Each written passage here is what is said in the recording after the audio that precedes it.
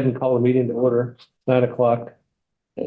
We do have a new member of our committee today, so maybe we could all just introduce ourselves real quick, and that can give you a chance to introduce yourself as well. My name is Charlie Bryan, and I'm the non-voting chair for the steering committee.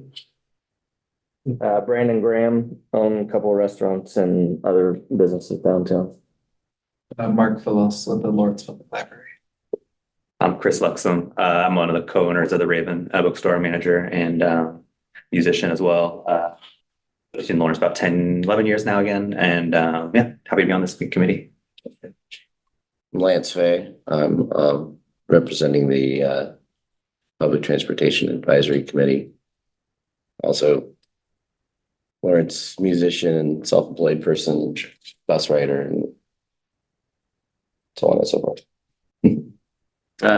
Blaine Carver-Allman. I own Kaiser Cummings Jewelers. I'm here representing DLI, or Downtown Lawrence Inc., as a board member of that board. So. Justin Stumbling Bear, representative for the Lawrence Association of Neighborhoods. I'm Hazlitt Henderson. I'm here representing the bus riders. I'm Emily Rems, and I represent people who live downtown. I also work downtown at 1313 Mockingbird Lane, and I am a writer.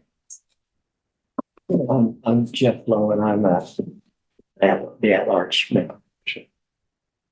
Lee Martinez, I'm a bus driver. And Megan Poindexter, I'm the director of the Senior Resource Center downtown. I'm manager for Lawrence Transit. Well, thanks, Chris, for joining our committee. First item on our agenda is the downtown boundary public engagement. What we've heard so far. Yes, so we'll be taking formal action on this in May, but I wanted to show you all kind of what we're hearing so far. We've got one more week of the survey being live. People will give us input on what they think the boundary should be for an area. We'll look for sites to consider. And but we've already seen some interesting things. So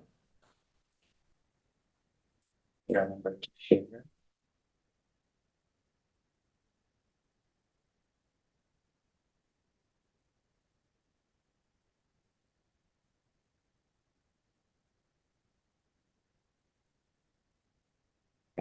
So just as a reminder, this first section that we're in kind of right now related to approval of that downtown boundary is you all have seen the first version of that we put out for public comment in March. We're about 3/4 of the way through the public comment period. That's the survey period that it's been online. We've also been doing in-person outreach downtown, as well as sending out some emails through some different organizations that can spread it down through their groups. This group will see kind of the full picture of what the public said at the May meeting, at the next month's meeting, and make any final adjustments. I did want to give you a sneak peek as to what we're hearing, because I think it maybe get your juices flowing on what we might talk about next month. Just recap some of the info I just provided. So we've done those first couple of steps. And we brought an initial idea to you all. You gave us some feedback last month about tweaks before it went out for the public. And we're still in that public comment period. We had our large list of our outreach. And so crossed off the ones that we've achieved so far. You can see we've got some additional in-person engagement scheduled at the transfer area right by where the buses are, as well as in the front portion of the library. Last time we talked, we didn't have specifics on how we'd engage with some of the other stakeholder groups. So the way we've done that so far, and open to ideas if you think there's other ways we could reach them, is we've already had lists of a lot of these stakeholders from prior projects that we've done. So we reached out specifically to sustainability folks at the city, at county, and at KU. And invited them to engage either in the in-person outreach we're doing or at the survey. We did the same thing as it relates to educational institutions in Lawrence. So we have contacts at KU, Haskell, and USD. In the process of finding those contacts, we realized we also had ADA accessibility contacts at each of those. So we went ahead and did both the people who can kind of blast out messaging throughout the organization, as well as specifically the ADA folks. And then the Human Service Coalition has a listserv. There's a lot of different social service organizations on that. And so we, again, sent out the same sort of encouragement there. I know we have DLI and chamber reps here already with Blaine and Brandon respectively, but we also reached out to the leaders of those groups to push out just encouragement to get involved in this first step for their members. So we did all of that last week. So I pulled in the survey data, and this is just through April 2nd. So this is about a week ago. We had roughly 2 weeks worth of input from people and plotted all the dots on the map of where people were leaving comments about this boundary. And this is a subset. I pulled in the dots that had some comment associated with them. It was difficult when someone dropped a pin on the map but didn't say anything about that for me to interpret what they meant. So we'll paint the full picture at next month's meeting. We'll have all the dots on the screen. You'll be able to see which left comments and which didn't. But I did see some interesting things that I think this group should start mulling over in anticipation of next month and setting a boundary. And so there were some comments related to properties north of the river. There's the Union Pacific Depot up there. There's a smaller parking lot just up the Elm Street between Locust and Elm. And so that might be something this group might want to consider, if that should or shouldn't be in the boundary. Some commenters brought up the Amtrak site at 7th and Vermont. It would probably be challenged for space there, but it is a site that people bring up a lot when they think about transit, since the train is already in that location. That's Connecticut. It's 7th in New Jersey. That curve, yeah, New York. 7th curves into New Jersey Street right here. And there's like another parking lot or there's a lot there too. Yes. Yeah, recently redone. Some folks brought up the Warehouse Arts District and Hobbs Park. I think I'm thinking of other non-residential uses kind of in that east side. So I can't initially think of any obvious places, but that's that's something for the group to think about as well. And then there were several comments that that were questioning or wanting the group to think about how far south the boundary should extend. So some folks mentioned 13th, 14th, 15th. So those might be just things that they want to consider. So as a reminder, I mean, this boundary doesn't make the decision, but it does constrain site ideas to that space. So, the larger the boundary, the likelihood of more site ideas. This group will still be charged with kind of ranking and evaluating all the ideas towards the end of this process later this fall. So if this were a heat map, there's a hot spot. Is that the old Allen Press spot? Is that what that is there at 11th Street? Yeah, there were a number of comments about the Allen Press site as well as by the Judicial Center, the Law Enforcement Judicial Center. That parking lot area. Parking lot or on 11th Street. I mean, I think there could be options over there. So I think, yeah, there were several comments around that. I mean, some of these, in this group, like I said, we'll consider that as we get deeper into the process. If the community is zeroing around a privately owned site, that will mean money has to come from somewhere to purchase said site. So that'll be something to contend with. But wanted you all to have an early picture of this, maybe think about what next month's conversation looks like. Our only topic next month will be all these comments and the map, and I've got a few map ideas that may actually be worth. Can I ask one more clarifying question? Yes. So the comments that were coming in, I'm just picking this up from what you're saying, that some of them were addressing the actual question, which was the boundary, but some of them were people saying, I think this is a spot. Yes. Okay, so they were jumping. It's predictable, yeah. I mean, and I think that's Just making actually sure. okay, because I think this group can consider those type of comments as it relates to the boundary. I think we can also just take those comments and funnel them straight to step number 3. You know, if somebody's already told us they think a site is a perfect site, let's just reconsider that dramatically. I mean, they're welcome to say it again in September when we get to that point, but we can use those comments today and months from now. Okay. I have one question too about the previous slide. I feel like, so when I was kind of reviewing the survey, I noticed these comments, but also ones that were talking about constraining the area actually. And it seems like you've highlighted the ones that are expanding. Yes, I have, and that is true. Yeah, and certainly some of them that are in the box would speak to the more as well. So that will be something the group, yes, the idea isn't only expansion. I think I probably tend that way because 2.5 years ago when we went through this process, we got a lot of criticism about we limited too much ideas of the options. So that's where my head's at. But this is, this will be a series of this group's decision, not ours.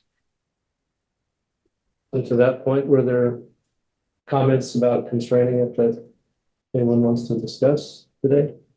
There were a couple just that I saw that I guess that I agree with from my own position as a bus rider. One was about the little leap over 6th Street into the park across the, which we talked about last time a little bit, and and then there was one comment I thought was interesting that was again just about limiting.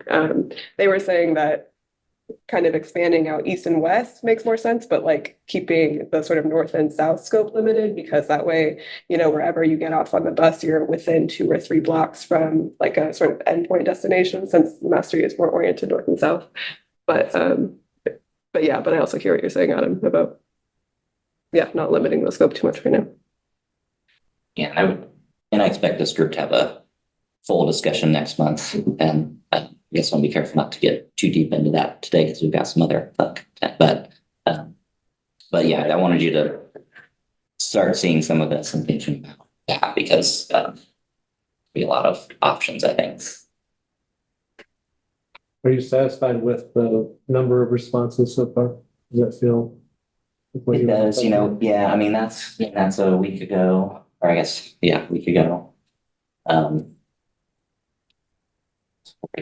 I guess we did, get some paper ones as well. So that number is growing. I mean, that's pretty good response for the information we need. It's kind of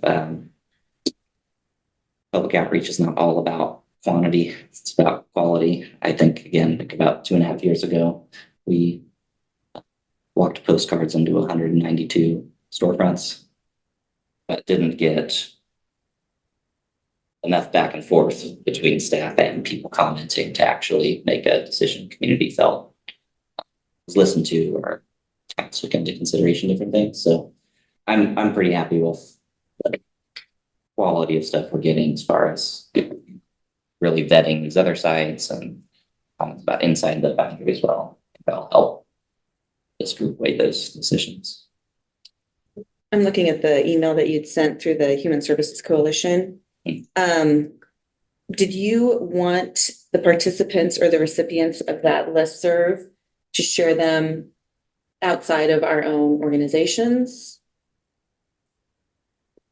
Outside of your own organization? Like, do you want us to send this to our clients, our stakeholders, or put it on our social media?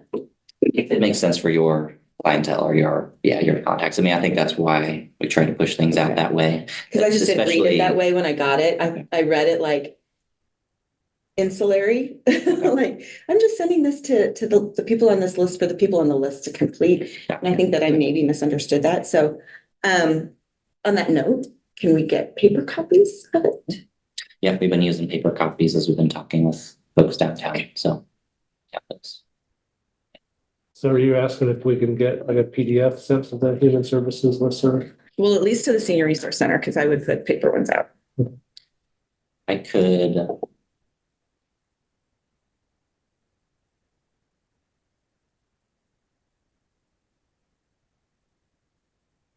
Project website. this first milestone, or second milestone is all about the boundary. Mhm. I could just link the PDF of the paper survey right there, so anybody could download it, print it. That'd be great. One, probably be the simplest. And you said the deadline is next week? Yes, so it's a Okay. week from today. All right. Any thoughts on trying to push out a kind of a last call? Sure. We typically do, so we're running the online survey through midnight on Monday. And so, I guess 11:59 PM on Monday. So that gives us, we'll do a push right before the weekend and then again on Monday, social media usually to remind folks of the short timeline. Topic before we move on? We could look at the survey responses. Website. Once we get the we'll kind of a summary of that, what we heard, and so what all the it'll probably be, what you'll see is probably maps, the dots, and link to the public map where you could like hover over any dot to see what it actually says, I'm really and curious then about a table of all the comments. the people that want from 13th, 14th and on, like what site are they looking to get to there? Really curious about that, or are they just trying to push it away from popular sites? Or yeah, I'm really curious about why people, what are they looking for at 14? What destination? Yeah. Birkenstock store. Yeah, there you go. American Music Academy. That's a mural. The middle school. Middle school. I mean, stop there, like right there. The maps. They didn't go as far down as. Yeah. Anything else on this topic? Adam? All right, let's move on then to the draft site selection criteria discussion. So. Okay, so we're moving into, we have some overlaps as we work through this process, right? We've still got step one going on with the boundary discussion. This group is stepping into step two, which is to discuss the criteria this group will use to evaluate any site idea that we get from folks. We need some way for you all to measure, evaluate, eventually rank, provide some direction up to city commission, all the different site ideas we're sure to get. So highlighting this segment of the work, this meeting in April will not be the last time you all see this criteria before it goes out for public comment. You'll actually see this twice before we put it out for public comment. Part of that is to make sure there's a break between, we don't want step one and step two public comment out at the same time to confuse folks. But part of it is also, there might be good feedback and thoughts today from you all that we need to consider as staff to bring back to you before the public sees it. And so this group will see it in April and then in June. A reminder that May will be focused on finalizing that boundary discussion we just had a little bit of. Again, we'll have a 30-day public comment period. And then this group will see it a third time in July to review what the public has said, make any final revisions to these criteria before sending it on to commission for a vote in August. It's kind of the timeline we're looking at here. Can I just ask a quick question on the June vote for the city commission? Are you expecting that to be on the regular agenda or consent agenda? Does this group have a desire? I mean, I think I think this type of topic could probably go either way. We could present and describe kind of how we got here and I'm as just opposed to wondering, putting on consent. I know if it's on consent, it could likely be that there'd be no public comment, and that might serve in some way, help inform this group if it is on the regular agenda. So I'm happy to, I mean, we've got 2 months before that happens, so I'm happy to float that question now and just make sure city manager's office is on board with that. I can't imagine why not. I think it would be a relatively short presentation for me. It's not going to be a 30-minute presentation, but it would, like you say, maybe bring it more to public view. People might, not follow the timeline, but even that could give us some insight, people that maybe didn't contribute to the survey.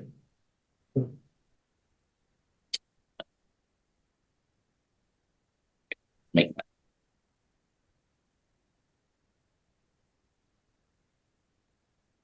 Okay, so we need some set of criteria that helps, like I said, this group evaluate, rank, select sites for consideration by the city commission.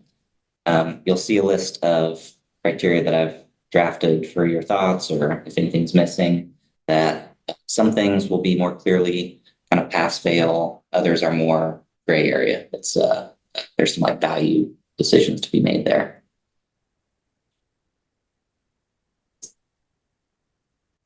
Very similar outreach attempt for the second step. We'll again have basically once a week where we're out in person talking with writers. We'll have this 30-day period for online feedback, doing a couple of touch points at the library, a virtual meeting. I will say our virtual meetings almost never get attendees. The one we had this month, no one came to that. It's basically an opportunity for, if you are confused or not sure how to engage with the survey, if you can't find a way to come in person during the times we're available, the virtual one is another way for people to pop on and ask questions or just pop in and out. We have not had much success with those, but we keep offering them because we feel like it's a good access option. And then I will probably plan on taking the same approach with the stakeholder groups that I talked about with the emails. Maybe I'll do a stronger call to action and some of the phrasing of the way that information goes out. But again, I'm interested if groups want me to actually present to smaller groups, or if there's other ways we can meet some of these other stakeholders. I'm happy to try to program that in. Okay, so the meat of discussion today. So the way I've drawn this up is, maybe the language could be simpler, but I've tried to list the criteria on the left. If there's any description that can help understand like what that means, but I'm happy to provide other explanations as we look through this.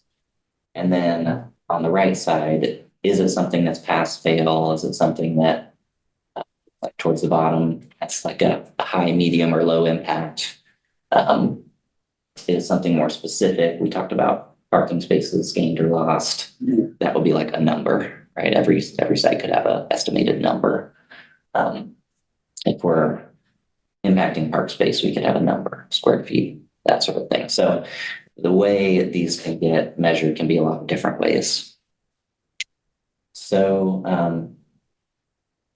trying to think, I don't want to overwhelm with too much information before we have questions. Should I walk through each of these one by one and pause and see if there's thoughts? Try that. Yeah. Okay. So an obvious one just operationally is just having the right amount of space for 5 bus bays. We talked, I think, in our first meeting about that can be configured in a lot of different ways. It doesn't have to all necessarily be contiguous. If we're using corner of streets in the right of way or 2 sides of a street, there's lots of different ways that can be pieced together, but there's some amount of space that each bus bay takes. There's some amount of space that the driver restroom facility will take. And so there just needs to be enough flexibility for those pieces to fit on any site that might consider. Is that, when you compare that to the current location across from the library, is that, you have 5 stations there now? Is that how? There's not quite stations. There's no pedestrian walkway. So like it's a really dangerous situation when people are coming out from in between the buses. It's the lighting on the other side where the buses are is not perfect either. It's there's a lot of places that aren't quite accessible. We've had to do make lots of changes to try and fit everything there. So it's iffy. If the question's about space, it's, it's been that whole block for 10 years. And some of that was due to, we don't need the entire block worth of curb front to fit the 5 vehicles. Because of the different entrances, there's a couple parking lot entrances, there's AT&T driveway that we gotta remain clear of. So it's not contiguous, and we have to be careful not to mix like auto parking and buses in and out on one curb where there's a lot of different approaches to it. So the space that's there now lengthwise is probably more than the ultimate length we'll need for 5 bays, thoughtful layout. So it would arguably say that passes the first criteria. And that's what I'm trying to throw out there. The current location. Like, if we had to evaluate the current space, it would be passed. Strictly on space, yes, but not in quality. Well, I think it's a useful reference for us to think through. How does Picture in our current- mind. The sawtooth aspect though, is that because they're not Yeah. like staggered, right? They're just like straight behind each other. Yeah. So is that part of it? Oh, yes, I'm kind of good. Most of the time. I've got another thing now. Sometimes the supervisor parks their vehicle in that area too. That's true. In fact, really not very often. Often they do because of conflicts going on between the folks who are sitting around. Yeah, and so we'll try to consider that in a new site or improved, having a place for a road supervisor to show up, or there's driver shift changes. He brings a smaller vehicle to change another driver. Would that need to be in there as well? It may need to, yeah. So I'm interested in breaking up part of the ADA and pedestrian movement section and putting it as like a scale of impact question, as in which sites will we absolutely have to put in a safe crosswalk, or which sites already have a safe crosswalk in terms of like just cost to the site. Yeah, I was looking to see. That piece of approaching such YS. Yeah, I think it's different than that, so sure, I'm writing that.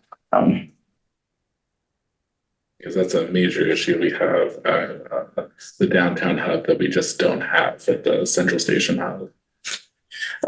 I've heard from a couple people about several people who have to use walkers and wheelchairs going to that church, Now, there's a church downtown that serves food. Yep.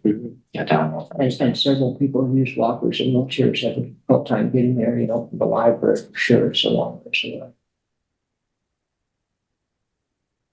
on. One of the second criteria? Yeah, I guess I'll note, I do think the point Charlie brought up is good, I think it's likely that any site is gonna, it'll probably be different for each of you as well. It's gonna rank high for different of these criteria and low for other ones. But we're very unlikely to find something that is gonna tick all the boxes. And so, I think it is useful to think about them as can it achieve this one? Maybe it doesn't achieve others, and that affects the way you all ultimately decide to put them in order. Well, especially that you have a scale of pass fail. And so that's what I was thinking is, would you be ready to say the library location, the current location passes? Or should that be some sort of scale? Like how sufficient is the space? Right. Is it on a scale of 1 to 5? Or is it I a like that. pass fail? Sufficiency is kind of subjective, so. Yeah. Or maybe there's some other way of thinking about that, and that's like literally it doesn't meet this, so it fails, and everything else just gets a pass, and that would mean current location would also get a pass. I do kind of lean towards not just going pass or fail, but having kind of some sort of more detailed ranking of the qualities of each site. Just comment though, that if this is the minimum requirement, you have to have all of these things in that first criteria up there in the description, then it really should be, in my opinion, it should be a pass or a fail, because if it doesn't meet all of those guidelines, then it shouldn't be considered. I mean, we're asking for not something that's slightly better than the current location. We're actually asking for something that's effective and useful and meets all of these criteria. So, to rank it like, oh yeah, well, it has technically enough space, like you're saying, for the current location, but you can't put in, safe pedestrian movement, ADA, your bus driver saying that it doesn't, meet the ADA requirements, and there's no way to put a restroom there. I mean, so obviously right there, that one is kicked out. So I'm just wondering if maybe these things are broken out so they are each pass fail, but I mean, then you're still in a situation where it's passing or failing based upon means. So even if you do rank them, it's like, sure, unless it gets a 5, meets all the criteria, then it, in my opinion, probably shouldn't be considered. From the staff side of things, with the first line, what we don't want to happen is to get to the end of the process and have selected a site where we can't engineer. Fine. Spaces. I hear some of the concerns about the current location. But some of that can be engineered, some of it can't be. So but I would want to be cautious. Maybe there's a way to just be more like, if there are certain sub-criteria that you can kind of describe in the description, maybe those are more delineated so that someone could say, oh, I see why this failed. It doesn't actually meet the requirement around pedestrian movements. If that's getting to Andy's point. Well, and ideally, we'd have a handful of locations that would pass, and then those potentially would need to be ranked as to which ones of them are the criteria already exists versus having to be engineered versus and have an easier time of it or whatnot. I hate to break up the presentation, but I think it might be worth it to show.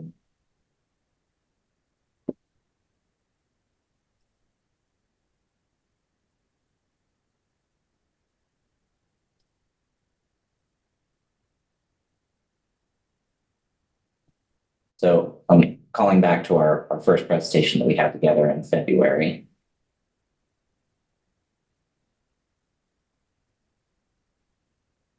Yeah, go back.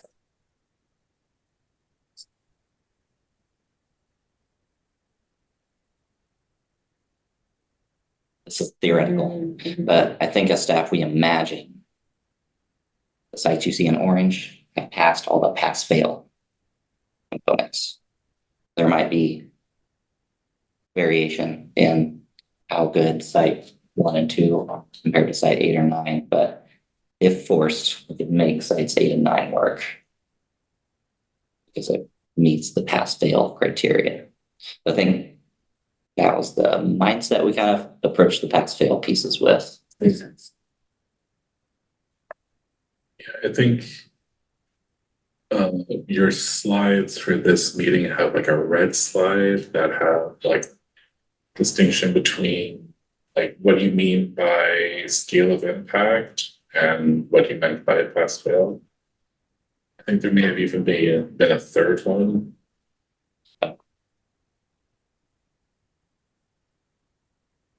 Yeah, this is the one. Yeah, so like the different types of criteria we could have to be put into like just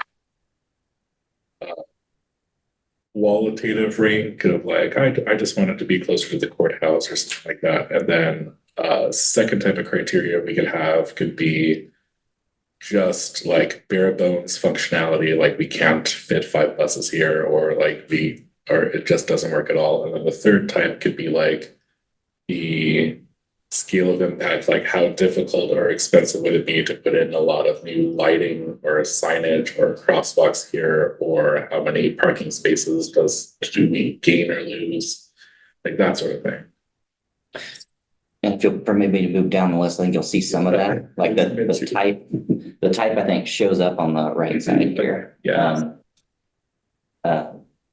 So let's push down to the second one. There's a separate effort by the Economic Development Office of the City at receiving proposals for parking lot redevelopment in the downtown area. There are 3 parking lots under the ability for private developers to submit ideas. Whether or not the city moves forward on any of them, not known yet. But in our early discussions, because this project is grant funded, we asked KDOT grant 40 to what their appetite was for us to engage in like public-private partnership work. Let's say one of those parking lots is redeveloped to a multi-story something. Could we be the ground floor or part of the ground floor to that? They more or less encouraged us not to go down that route. We have, there'll be a lot of extra things we will have to do because we have federal grant funds, data staking requirements and different things with the construction that likely to complicate a public-private partnership. So their best interest, KDOT's, would be to try to get this project done and not delayed for 5 or 10 more years. And that's, I think, what they fear if we tried to squeeze into that. So we are currently listing this as a pass-fail option, basically saying we're taking ourselves out of the running of those 3 lots under consideration. For this group's awareness, those 3 lots are lot 2. So this is a lot across from the Borders building. On New Hampshire, the Borders building is over here. Parking lot. Second lot in that project is lot 3, which is Vermont Street.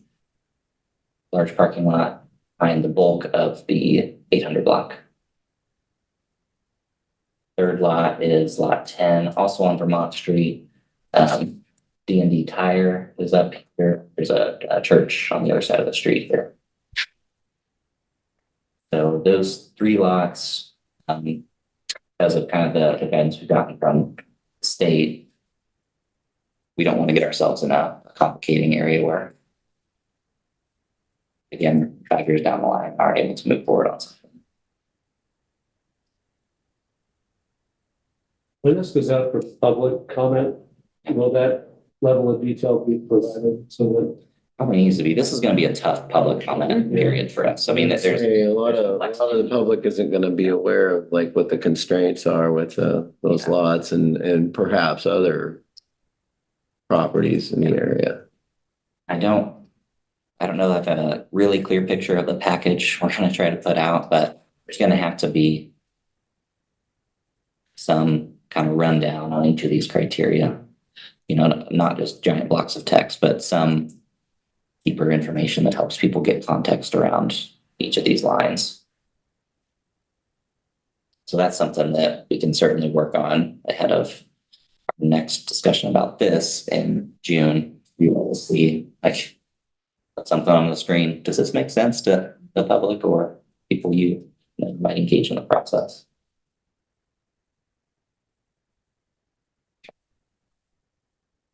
The next one down the list gets at one of the things you mentioned, Eddie, which is, you know, is the site on city-owned land?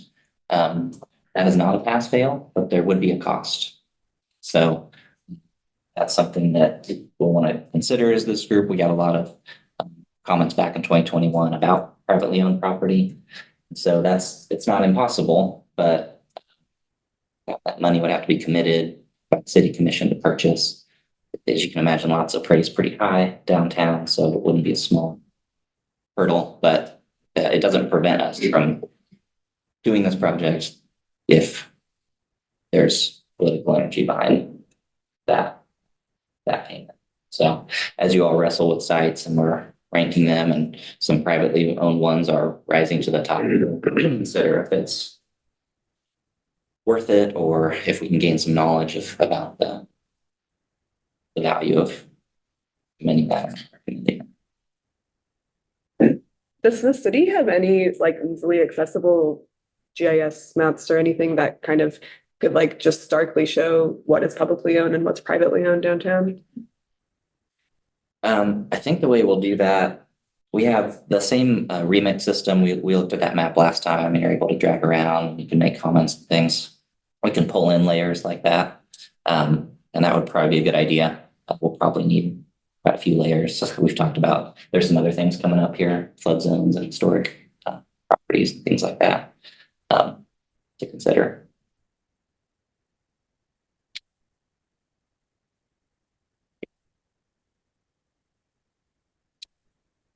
The next couple are some other federal designations, flood hazard zones or historic resources. Both of those, in the case of floods, there's areas where you cannot do anything. A brief look at that for downtown, I think we're in decent shape. There's very few viable areas that would meet that criteria. But there are some areas that may require some sort of remediation. You can build it here, but you got to do X, Y, and Z to make sure you're not exacerbating flooding issues or causing other things. Historic resources can be quite similar. You can put things near other historic properties downtown, but you have to follow certain guidelines and rules. And I think the aesthetics of this site is very far down the road. That's into next year's design work, but I do think we would desire for it to fit in the space and feel like something that reflects what downtown is for Lawrence. I don't think we're trying to push something highly modern or something that would break with the context of what it is down there. Zoning, in some cases, like if we are looking, especially at privately owned land, there could be a zoning hurdle. What the use of a transit transfer area, that would be a step to go through, perhaps in some cases, some sites. That affects like the timeline basically, or does that affect the cost, or does that affect the viability in general? Viability in general, yeah. I don't think cost is a big concern with that one, but time and, would it be able to clear that hurdle? Right. You have to go through the civic process, so it could definitely be a time consuming thing. If, say we picked an area that, needed to be rezoned, it is currently residential, and then you got to go through the committee and then the city has, I could see that taking a couple extra months at least.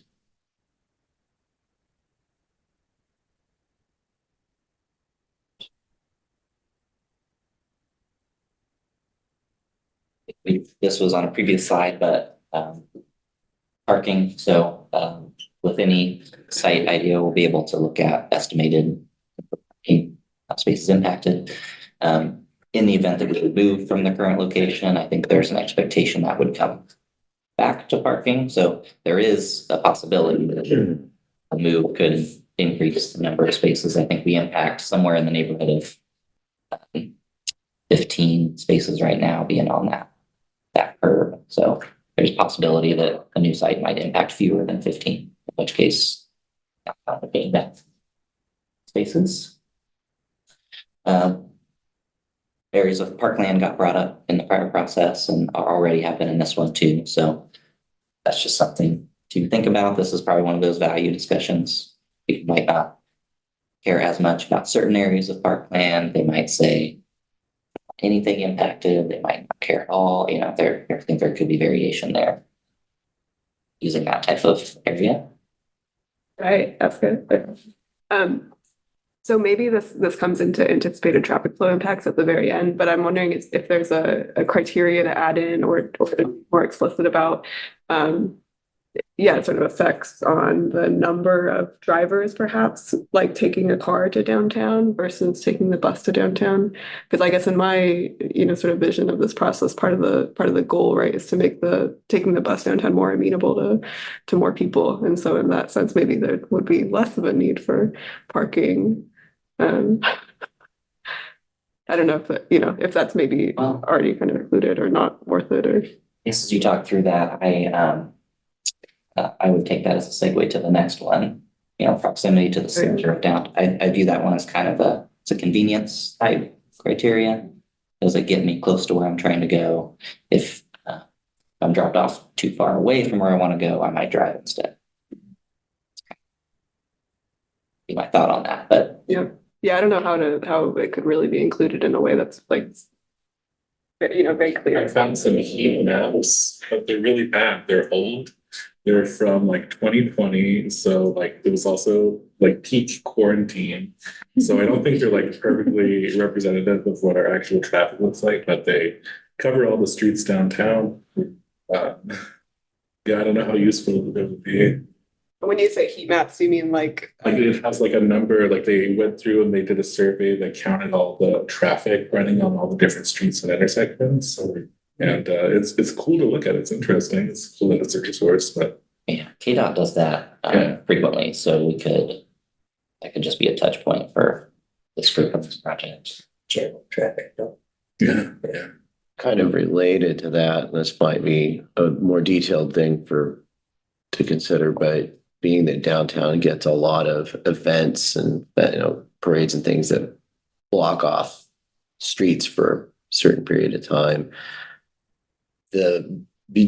because there's so many of those events, that needs to be kind of considered as well. Like how is the flow and the regular flow of both the buses and traffic related to them going to go in and out of that area without having to constantly reroute everything? That's one of the Yeah, so we'll take that as a compliment that we've done something right. Second to last criteria is about that impact, and that is something we're thinking about as well. Certain sites absolutely will be more greatly impacted. Think about all the street closures on Mass Street between the two park areas. That has a big impact on what we try to do. So I think that'll be something to think about. We consider equity in a lot of the different, the ways we decide what bus stops to improve next, and different things like that. So TD zones or transportation disadvantage zones, they use census data to look at areas of the city where there's some overlapping factors, and that those overlapping factors suggest that people have a harder time with mobility. So income, race, single parent households, single car households, and a few others. I think elderly populations and youth populations.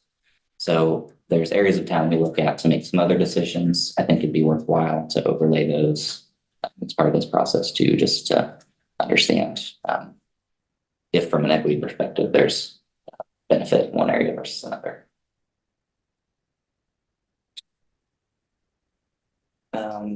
So ease of approaching departing from multiple directions. We talked at it was the last meeting, there was some discussion around that initial boundary put out for public comment.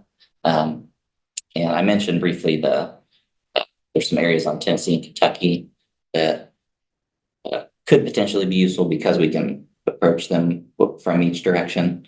So I'm not sure how many challenges you might face with different site ideas that come up, but that'll be something to think about. I know one of the areas, like you mentioned, that hotspot by the Law Enforcement Center and Allen Press, trying to get away from that location could be tricky, in that we could be putting a bunch more bus traffic on Connecticut, where there's not currently. And so just thinking about how feasibly routes would come to and from an area is worth thinking about. And so in this case, just put kind of a loose high, medium, low, just, if there's a lot of concerns, if there's very few concerns, trying to understand that's a factor. I guess we talked about cost in the sake of city-owned land versus not, but I added this other cost drivers. There's if a site that's got steep slope, or if there's a large building to demolish, a privately owned site that has no building on it versus a privately owned site where demolition's required, those would be things that would impact the viability of a given site. Lance brought up events, downtown events, parades and such.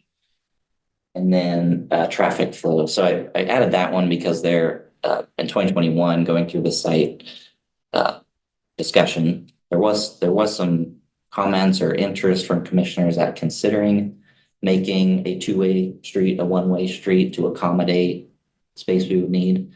That might not be an issue in some places. It might be more of an issue in others. I know an idea that wasn't, I mean, it was like discussed at a meeting, but was never really vetted very well, was in the current location doing that, which would have like two one-way streets hitting each other at Seventh. And then you'd have to turn and go. So I'm not sure that's a great idea, for example. So we'll have, we'll just want to think about that if we start looking at some sites where it can only really work if you carve out some lanes and just make it one way or something. That might have impacts that we want to think about. So we got only about 9 minutes left. I know you're kind of introducing it today, and we're gonna have this more thorough discussion in June. Do you want us to send you feedback in the interim, or how would you like us to engage? Let me briefly recap a few things I heard that I'll plan on adjusting, and then if there's any things that are top of mind right now, please shout them out. But yes, if there's other feedback to send back. We also, I'm not necessarily sure how next month's discussion will go on the final boundary to recommend up to commission. If that goes quickly, we would potentially have time there to talk about it. But I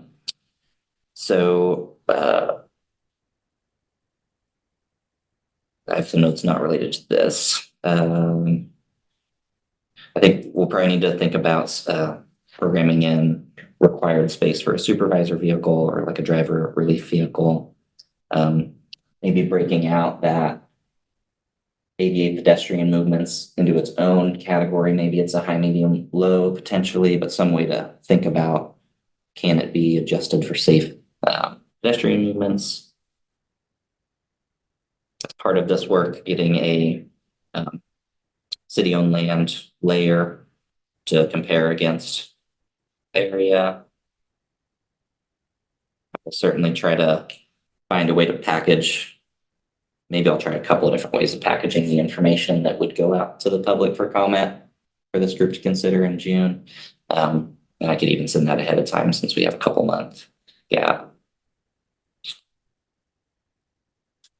Next on number of drivers coming downtown. I am not sure if I would change anything, but interested if there's other thoughts on that. And then the last thing is a KDOT traffic map. So let me do their updates on number of vehicles through each road segment. I think it would be good, especially when it comes up for public comment, as far as the space involved, to have as much detail and maybe even some kind of a graphic of, here's the bus bays, here's space for the extra vehicles that we'll need, here's space for the driver restrooms and, the pedestrian access, and have some kind of basic little graphic for that. I think that would help the public to have a clearer idea, and it would help guide them in what would or wouldn't be a good recommended spot. Because I feel like the description of the space involved is, I could see where a lot of people aren't going to really understand how much space that would be or not be.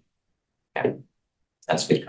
I think we can develop some little. Yeah, I mean, it doesn't have to be super, just a general idea. Put in some kind of graphic. I think that'd really be helpful for the public. There's one thing Eddie mentioned that I didn't hear, and I don't see it up there, is about lighting. And I know lighting around downtown can kind of be an issue, especially for the surrounding neighborhoods. So maybe that's worth considering. I'll note it, and we can certainly add some criteria. I think the goal and the plan will be to add sufficient lighting wherever we end up and make sure it follows the night sky stuff where it points down and doesn't spill out. But yes, that we can definitely note what sites have an issue with that. All right. Some sites might not, Right. some sites have pretty good lighting. Anything left on that? All right, next item is the draft background information documents. Yeah, so had I'd be able to easily pull that up.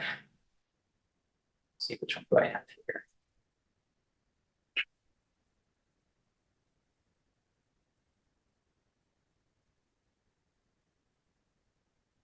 Okay, so I'm back on the project webpage.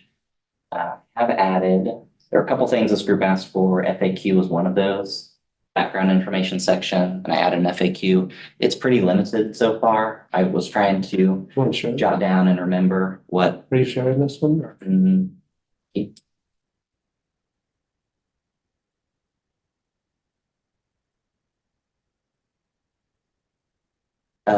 It's only a single page so far and 4 questions that I could remember from discussions with this group. So I would appreciate if you'd take a look at this and give me anything else from your perspective, folks that you're hearing from that we can help. There's questions that keep coming, but the 4 I started with were the general question about we just built this thing. Why are we looking at another station?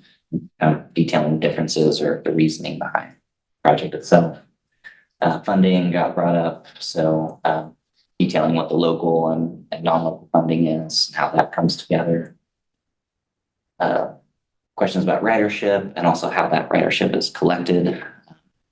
So have those numbers and then details about the different counting systems we have on vehicles. And then concerns about safety. So I have some info about some recent policies and more formal procedures that we've been working through the last few months, or a little bit longer perhaps, to try to make sure it feels safe on and around buses. But any other things that come up in the course of what you all are thinking yourselves or people you hear from, please film a list to me so we can keep loading this and we can shoot out social media when it's like an update has been made to the FAQ. Please check it out. So. The other piece of the puzzle, which I have a pretty incomplete version, had an intern helping me with some of the basic stuff, and then we'll smooth it over. But there was questions about peers and how to kind of get a sense of other places like us and what are they doing. So we put together a document. Each system has a page. There's some data, and this is Lawrence's. So there's a few pictures. There's some data around that system, so you can compare it to Lawrence. So it has our population from the census. We've got a university and what that enrollment is. Right now it's 2021 ridership. We need to, in a couple of months, the 2023 numbers will come in while the agencies won't be able to update this. Operating expenses, and then the website link. The way we do peer review is kind of 3 different levels. We have what we call a local review. And so these are other communities in Kansas. They might not be the same size, but some people care about what are those right around us doing. So in our case, that's Topeka, Wichita, KCK, and Manhattan for kind of locals that we look at. There's a big batch of what we call peers. So these are similar population, usually college towns, similar ridership or size of funding levels of their systems, that sort of thing. Your typical peer review. And then we do look at a handful of major metros, mostly to get kind of big city ideas and try to think about how can we adapt these for a smaller community. So in that case, KCMO shows up. They're a much larger system, but they are close to us. DC, Denver, Seattle, and Indianapolis have typically been some of the other higher performing transits that are in larger cities that we try to look at for what are they doing. This Oregon isn't on there. Yeah, up in that area. There are certainly elements that we can look at. Try to keep it somewhat limited. So like I said, this, as soon as I get this polished a little bit, it'll go up on the website, same place where the FAQ is, kind of in the background materials. And we'll get numbers updated, but we've got some of them updated. So for Topeka, some images of what their downtown station looks like. I said ridership, university information, Wichita, what they have going on, so on and so forth. So hopefully that can be a useful touch point. If you look through this and think something's missing that I expected to see in the peer review, let me know. So if there's a particular community that someone would like to see, is that We're happy to, toss it in I there? don't think it'll take too much effort. I think we've gonna have a lot that people will think about. Columbia comes up a lot. I would be interested to see more of similar sized communities. Like I was recently in Joplin, Missouri, and it's kind of similar in size to Lawrence. And I would be interested to see what some similar population and, you know, with a university type of cities have done and are doing. Just that I'd like to see that personally. As a quick touch point, I know we're at time here, but I will say, you know, there's variation even just in local. So Pika has a facility that's more or less like what we have here in their downtown area. So it's very different than what we're looking to do in our downtown area. KCK has a lot of like what we have, but they've got straight curb, bus stops. They've got it kind of across 3 different corners, all in the same area. And they call that their transit station. So there's variation in kind of very big sort of setup and something that we would consider similarly lacking to what we're trying to. So could this review identify kind of those key differences, like whether it's sawtooth or straight curb? Good, yeah. I mean, if we're kind of presuming ours is a sawtooth, then it'd probably be helpful to know how common that is with the peers. Yes, certainly we'll reveal that. Anything else on this topic? Please. Our next meeting is May 20th. Back here, 9 o'clock. Thanks for everyone's contributions today. Yes.